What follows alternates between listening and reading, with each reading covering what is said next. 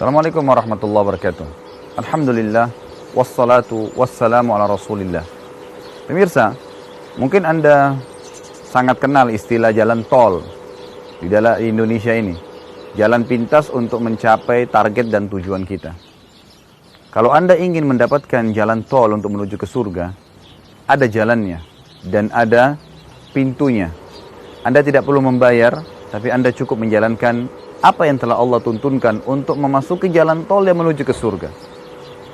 Di antara jalan tol, pintu jalan tol untuk menuju ke surga adalah rumah tangga. Seseorang dalam Islam apabila sudah menikah, dia sudah memasuki pintu gerbang tol utama dan dia tinggal lurus saja untuk menuju ke surga. Makanya Nabi Muhammad SAW mengatakan dalam hadis yang sahih, "Man tazawwaja faqad dhamina nisfa dinahu, falyattaqillaha fi nisfil baqi." Siapa yang telah menikah, dia telah menyelamatkan setengah agamanya. Artinya kehormatan agamanya sudah terjaga. Dia sudah aman untuk menuju ke surga. Dan dia tinggal bertakwa pada Allah, tinggal bagaimana menjaga ekstra lagi setengah yang tersisa. Anda bisa bayangkan pemirsa rahimani rahimakumullah, kalau hanya dengan nikah, Anda bisa menyelamatkan setengah agama Anda dan Anda sudah masuk ke pintu tol menuju ke surga. Lalu apa yang membuat Anda untuk ragu melangkah? Kebanyakan orang berpikir untuk ragu melangkah karena mereka masih diwaswas oleh syaitan. Saya harus berprestasi dulu, selesai sarjana, atau saya harus memiliki usaha yang besar, atau saya mungkin harus berumur 30 atau 40 tahun, dan seterusnya. Atau mungkin dengan isu-isu yang bisa membuat atau merusak prestasi atau keinginan dia untuk berumah tangga. Misal dia mengatakan tidak modern kalau buru-buru menikah. Oh, ketinggalan zaman kayak dulu kalau orang menikah lebih cepat.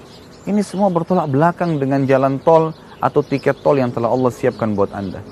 Apakah Anda sadar bahwasanya menikah itu tidak mengharuskan butuh ijazah, tidak mengharuskan Anda berumur 30 atau 40 tahun, dan tidak mengharuskan Anda sempurna secara fisik? Ada seorang sahabat datang kepada Nabi SAW, sahabiat perempuan, lalu dia menawarkan dirinya kepada Nabi SAW, mengatakan, "Ya Rasulullah, saya ingin menikah dengan Anda." Lalu Nabi SAW melihat beliau tidak punya hajat, beliau mengatakan kepada audiens para sahabat di masjid, "Siapa di antara kalian ingin menikahi wanita ini?" Ada seorang sahabat angkat tangan mengatakan, "Saya Rasulullah." Kata Nabi SAW, "Pulanglah ke rumahmu dan carilah sesuatu yang bisa kau jadikan sebagai mahar." Sahabat ini pulang ke rumahnya, ternyata dia tidak temukan kecuali peralatan rumahnya yang biasa dia pakai untuk masak. Piring, gelas, cangkir, ya, alat-alat masak, ya, dan alat makan. Maka lalu dia berkata, kembali kepada Nabi, dan berkata kepada Nabi SAW, "Ya Rasulullah, ya, saya tidak punya apa-apa di rumah kecuali peralatan saya sehari-hari."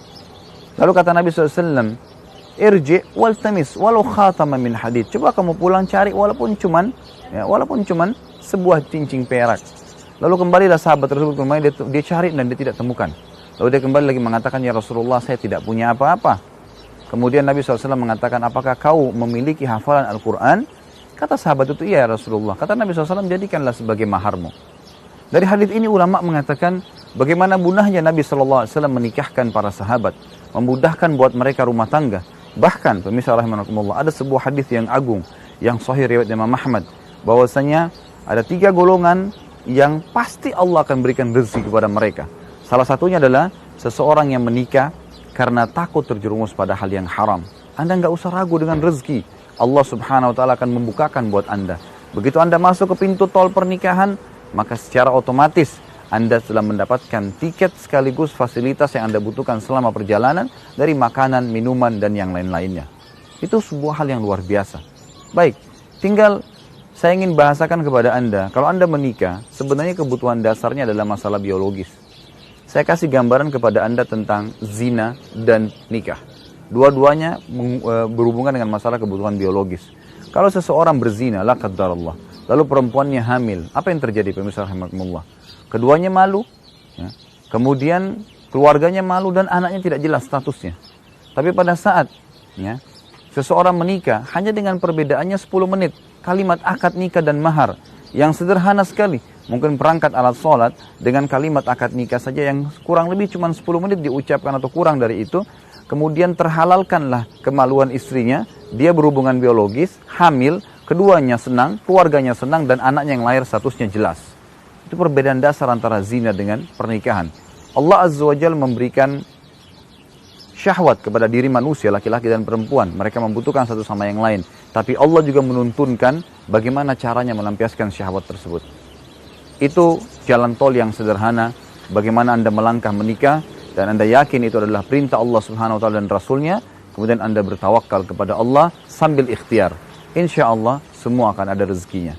Begitu pemirsa, mudah-mudahan poin ini 7 menit Anda bisa mendapatkan sebuah manfaat dari sini. Dan bagi Anda yang masih belum menikah, siap melangkah, karena itu adalah sebuah ibadah di jalan Allah Subhanahu wa Ta'ala. Subhanakallahumma bihamdika asyhadu an la ilaha illa anta astaghfiruka wa atubu ilaik. Wassalamualaikum warahmatullahi wabarakatuh.